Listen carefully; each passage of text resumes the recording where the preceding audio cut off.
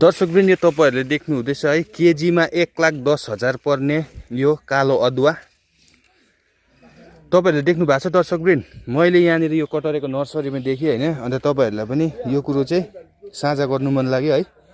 यो चाहिँ केजीको चाहिँ 1,10,000 पर्दो रहेछ है। एकदमै हामीले खायौं भने चाहिँ यो चाहिँ एकदमै लाभदायक हुने है। त्यही भएर यसको कस्ट पनि ज्यादा भएको होला सायद हैन। तपाईहरुले देख्नु भएको छ कि छैन यो कालो अदुवा कमेन्टमा भन्नु होला दर्शकवृन्द।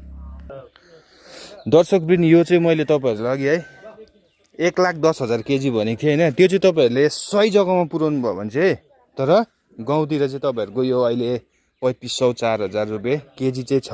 अब त्यो पनि एकदमै महँगै हो हैन। हेर्नुहोस्